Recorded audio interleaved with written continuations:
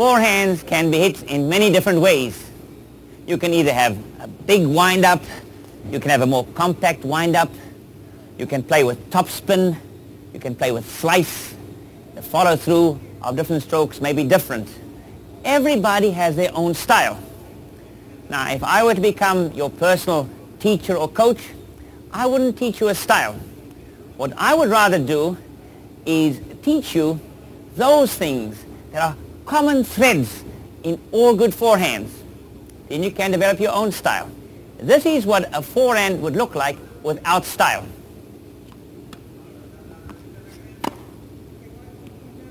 That would be just a forehand drive with the mechanics in a sound manner. Now let's look and see what these mechanics are. The first thing is I have to be ready. If I'm not ready to receive the ball, obviously I cannot play. So I start off and I have a good grip. I grip the racket in an Eastern forehand grip. Now of course you may personally decide afterwards that you'd like to use a Western grip or a semi-Western grip, or you may decide that you'd like to use a continental grip. Those are your personal choices. You do what you like afterwards. I'm showing you the basics. A forehand grip where you put the majority of your palm of your hand behind the racket. I have the grip, I have the stance, and I'm ready. Now when the ball comes, the first move I make, and this is a tricky one to understand, all good tennis players do this when the ball comes. They quickly turn the shoulder. They pivot and turn the shoulder. That's an acquired skill, by the way. The instinctive thing to do is this. When the ball comes is, oops, to move the racket. And if your instinct is to move the racket, you've got to curb it. You have to acquire the skill that when you see the ball coming, to turn your shoulders. Now, after you've turned your shoulders, the next thing to do is to get your racket back and to line it up behind the approaching ball. Once you've lined up behind the approaching ball, perhaps a little bit lower, then the ball is going to bounce. Now you're ready to start to move towards the ball. Now you use your judgment. You adjust your feet. You move your feet back and forth until such time as the computer in your brain has told you, hey, you have to stop. You're exactly in the right position to make contact with the ball now. You adjust, and now you stop, you set yourself, and then you stroke the ball. Now we came to the most critical part, and that is the point of contact. All these adjustments were made for one particular purpose, and that is that you could meet the ball exactly in the spot where you want the ball to go. If your racket looks like this, the ball will go straight ahead. If your racket looks like this, it'll go to the opponent's forehand side. If it looks like this, it'll go to the opponent's backhand side. If it looks like this, it'll go up in the sky, and if you close the racket face, it goes in the ground. So be very, very sure that you have exactly the point of contact where you would like the ball to go. Now the last part of the stroke is that smooth follow through. So after the point of contact, all you do is complete the swing, and that is the follow through. Now if you were to put them all together, it would be a ready position, a grip, from here a shoulder turn, the racket goes back and lower than the approaching ball. You would adjust your feet and you would come to this balanced position. You'd be beautifully balanced, and then you would follow through after you made contact with the ball. And this would be the picture with all the basic ingredients of a good forehand drive.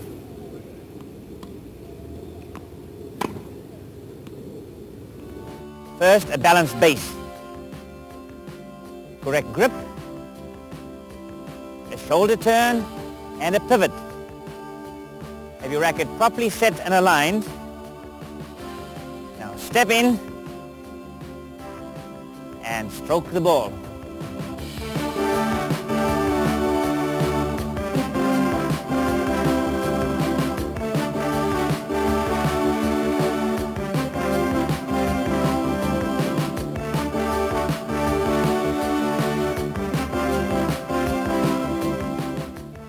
Let's take a look at another important forehand stroke. One of the first shots that separates the good player from the mediocre player is the ability to play the ball on the run. A good player doesn't mind running wide for a ball. Have a look and see what it looks like. You see, I didn't mind. The ball was way wide on my forehand, and I just ran it down. I'll do one more.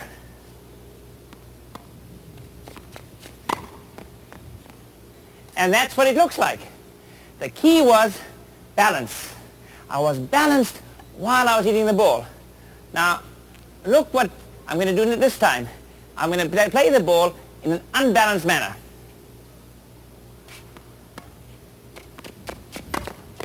What was the difference?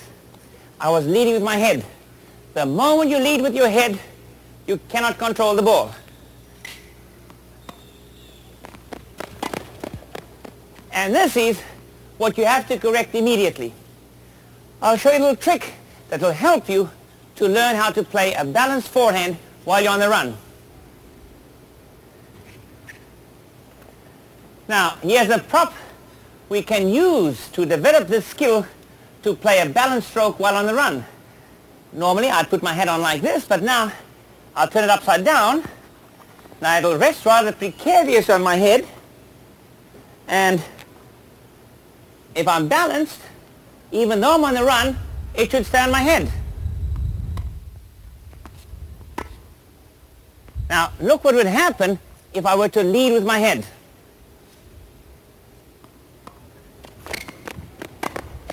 You can see immediately I lose control and I'm unbalanced. So try this little trick, and until you can run and keep a hat on your head, as soon as you've managed that, you'll find to run down a ball while in motion will no longer be a problem for you. Let's take a look at some of the problems when you play a forehand drive. How many times have you seen that? The late preparer meeting the ball way back behind the proper point of contact. Once you get in the habit of playing like this, it is very difficult to change. And that's how beginners play. They're always late, they meet the ball behind the body, and then as you get better, you learn to judge the ball better, but still you've acquired this lousy habit. So now I'm going to show you a trick how to learn to re-cue yourself to the right point of contact. Pat, come along and be my guinea pig, please. Pat, what I'm going to show you now is a trick to stop you from ever meeting the ball back here. It's very easy. Just turn and get your racket ready. And now, go and play that ball over there. And there's no way you can be late now, you see. Go get that one. All right, you got to be alert. And while you're at it, when you get there, Pat, how about balancing yourself for 1, 2, 3 beat? Very important part in tennis is to be balanced. Okay, move quickly, get that ball, and hold it. And one more time. And it's out in front there, go and get it. And that would be the point of contact.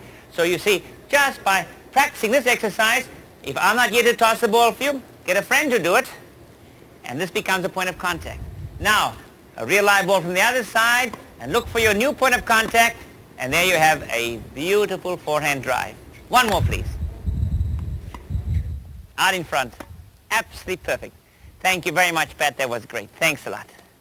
And now, once you cured that problem, here's the next one, the biggie I get whenever I do a tennis clinic. Dennis, how do you handle the ball that lands right at your feet? How do you handle the ball that's out of your reach? How do you handle the ball when the ball is high? And obviously that's very easy. You have to learn these strokes. When the ball comes right at your feet, this is the digger-outer, you see. This is the telescopic stroke. Hold it back with 2 fingers and you reach for the ball. And this is the high shot. Now, you know, everybody needs those 3 shots. You need a digger-outer, you need a telescopic stroke, and need a high shot. So let me get to work right away to show you how to do that. Hey, it was just a joke. If you're going to leave the program now, don't do it, because that was bad information. Just a joke. You don't have a digger-outer, you don't have a telescopic stroke, you don't have a high shot. Preferably, have good feet. Now look what happens. I would like to meet every ball right here. That would be the ideal stroke. So if the ball came ideally to me, this is what I would like to look like. Now, when the ball comes too close to my body, look what I do now. I move my feet out of the way, and there's no problem. If the ball is out of my reach, no problem. I get there very quickly, and I stroke the ball. If the ball bounces high, no problem. I back up, back up, back up. I read the ball, and I make a very precise stroke. So by moving my feet, I can reproduce the same correct stroke more often than not. And that's the key. Good players have fast feet and a controlled racket. Lousy players have slow feet and an uncontrolled racket. And I would very much prefer that you be the former. Now, once you've figured out how to move your feet, there's one last little problem we should discuss.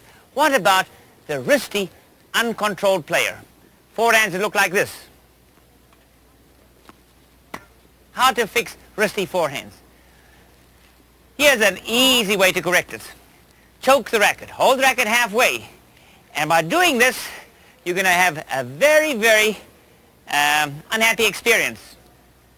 If you use your wrist, look what's going to happen. The shaft of the racket will hit against your forearm.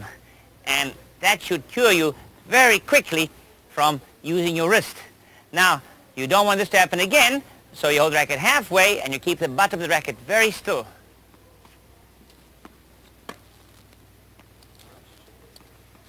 Keep the butt of the racket very still. And now, once you've got the feeling for it, you slide your hand down, and here you have a forehand drive without the wrist. You can see these corrections are not very difficult. It's just a matter to do them and to know where to start. So there you have the basics of the forehand drive. The forehand drive is the most essential of all the ground strokes. Master the forehand drive and you'll be a master of the tennis courts.